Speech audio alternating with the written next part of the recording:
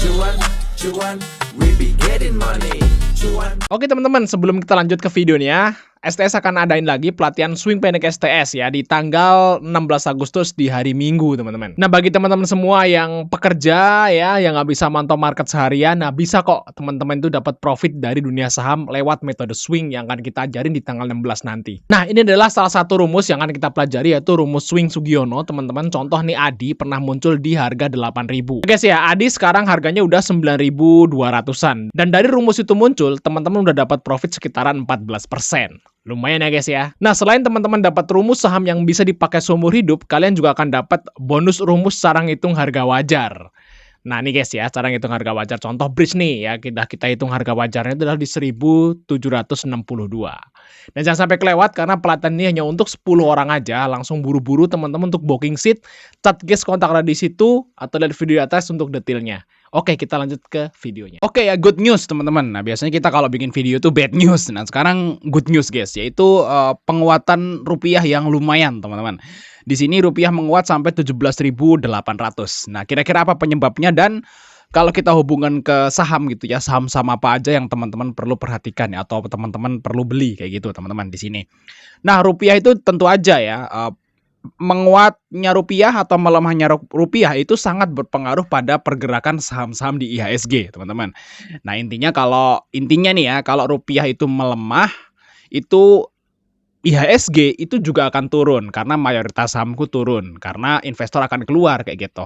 Nah, kebalikannya kalau rupiah itu menguat, tentu aja saham-saham di IHSG juga akan menguat karena investor tuh masuk. Seperti itu guys ya untuk penjelasan tentang korelasi antara rupiah ke pasar saham Indonesia kayak gitu guys.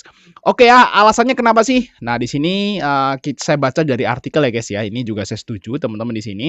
Jadi alasan rupiah itu menguat ya untuk saat ini itu karena yang pertama itu masalah geopolitik teman-teman ya, yang di Timur Tengah sana udah mulai damai nih saat ini. Nah, kalau mulai damai ya, perang yang tadinya perang bersama berbulan-bulan terus damai, otomatis semua akan jadi stabil. Jadi mungkin nggak hanya di Indonesia aja, nggak hanya rupiah Indonesia aja yang menguat, tapi mungkin mata uang di negara-negara lain yang di ASEAN itu juga ikut menguat juga. Karena ini adalah faktor global kayak gitu teman-teman.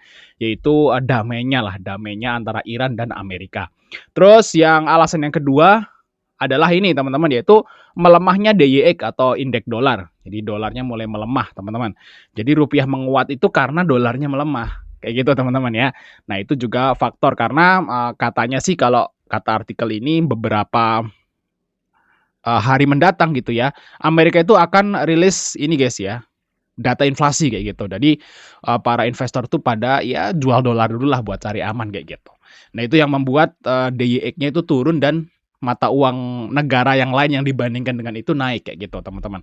Nah itu dua alasan. Yang pertama kalau menurutku sih ya nggak terlalu sih sebenarnya. Kalau menurutku sih alasan yang ketiga ini yang membuat rupiah itu justru menguat yang paling besar, yaitu alasan dari kenaikan suku bunga teman-teman. Nah suku bunga Bank Indonesia itu kan agresif tuh di bulan lalu. Ya naik berapa basis point sih kemarin ya. Naik lagi gitu ya. Nah, jadi itu yang menyebabkan rupiah itu menguat. Karena kalau kenaikan suku bunga teman-teman itu kan nggak serta-merta langsung ya. Nggak serta-merta langsung itu berdampak. Misalnya sekarang naikin suku bunga, besok langsung kedampak itu belum tentu teman-teman. Nah, ini buktinya setelah sebulan baru terdampak gitu ya. Setelah sebulan naikin suku bunga, nah bulan depan atau sekarang nih baru rupiahnya menguat kayak gitu teman-teman. Ya mungkin alasan terbesar kan kenapa rupiah menguat ya karena emang suku bunga Bank Indonesia itu naik. Nah, kalau suku bunga Bank Indonesia naik, otomatis yang orang-orang tadinya punya dolar, dia jual dolar karena DYX-nya turun dan data inflasinya juga buat hati-hati gitu ya. Nah, mereka masuk ke Indonesia kayak gitu. Nah, kalau orang asing masuk ke Indonesia, otomatis rupiah akan menguat. Kayak gitu teman-teman ya. Nah, alasan mereka masuk ke Indonesia ya tentu aja karena suku bunganya menarik. Kayak gitu. Nah, itulah yang menjadi alasan kenapa asing masuk ke Indonesia ya karena suku bunganya menarik. Karena bulan lalu udah naik kayak gitu teman-teman. Oke mungkin seperti itu ya guys ya alasan kenapa rupiah tuh menguat. Nah terus kita nih sebagai trader atau swing trader saham kayak gitu ya, saham-saham apa aja sih yang perlu diperhatikan kayak gitu teman-teman ya. Tapi sebelum itu guys ya, bagi teman-teman yang pekerja nih, yang pegawai, karyawan, pengusaha yang pengen dapat profit di saham ya tanpa harus mantau seharian full, teman-teman bisa ngikutin pelatihan swing pendek teman-teman ya. Di tanggal 16 nanti terbatas untuk 10 peserta aja. Di sini kita lihat teman-teman ya, contoh salah satu rumus yang akan kita pelajari nanti yaitu rumus swing pendeknya. Dan di sini kalau kita lihat BRI pernah muncul di 2760. Nah, jadi munculnya di sini guys ya. 2760 di sini guys. Nah, di sini. Nah, bener ya. Di sini guys. Di candle ini ya. Ini BRI muncul di sini. Dan dalam waktu 1 bulan ya, BRI setelah muncul dari rumus teman-teman, kira-kira 1 bulan tuh BRI udah naik segini teman-teman. Sekitaran 11%. Kan lumayan teman-teman ya. Dalam 1 bulan dapat profit 11% dari swing saham BRI loh. Ini bukan saham gorengan. Teman-teman masuk 1 miliar, 2 miliar, 3 miliar tuh bisa di BRI guys. Ya gitu ya.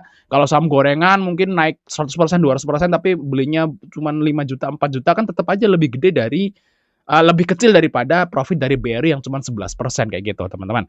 Jadi memang rumus ini akan memunculkan saham-saham yang lagi diskon, berfundamental bagus, saham yang berfundamental bagus dan lagi diskon, dan dia mau naik. Nah, saat saham itu fundamental bagus turun, dan dia mau naik, itu akan muncul di screenernya guys. Kayak gitu teman-teman ya sistemnya. Nah, nanti di tanggal 16 kita akan bedah semua rumusnya guys ya. Kita akan kasih tahu kenapa BRI bisa muncul di situ. Dan jangan sampai kelewat untuk belajar ini teman-teman ya. Tanggal 16.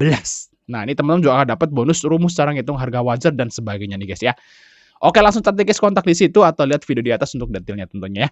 Oke, kita akan lihat teman-teman ya, saham-saham apa aja yang teman-teman wajib pantau. Sebenarnya ada banyak teman-teman. Ada banyak saham yang teman-teman bisa pantau. Intinya adalah saat asing mulai masuk. Asing kan udah mulai masuk. Tandanya rupiah kan menguat kayak gitu ya. Masuknya belum tentu di saham juga. Mereka mungkin masuk di obligasi, surat utang negara kayak gitu, teman-teman, atau berinvestasi langsung di sini. Ya, tapi teman-teman, asing dalam asing ya, kalau mereka itu punya uangnya banyak, itu mereka bisanya cuma masuk saham blue chip, teman-teman. Nah, jadi kalau misalnya kalian tanya nih saham apa yang perlu diperhatikan kalau rupiah itu menguatnya lumayan, yaitu saham-saham blue chip, teman-teman. Saham blue chip ya mungkin Bank Mandiri, BRI, BNI. Pokoknya teman-teman perhatikan aja top 20 atau top 30 saham market cap-nya. Jadi nggak terbatas pada saham-saham yang berfundamental ya. Teman-teman bisa pantau juga saham-saham konglo yang mempunyai market cap yang besar. Contoh misalnya Brand, TPIA gitu, Petro mungkin, atau mungkin DSSA dan sebagainya. Jadi teman-teman bisa pantau saham-saham tersebut yang mempunyai market cap besar. Nah, kalau misalnya teman-teman semua itu basisnya itu fundamental ya. Ya beli aja saham-saham yang berdividen besar. Nah, teman-teman tinggal lihat aja di tabel di STS rekomendasi ya.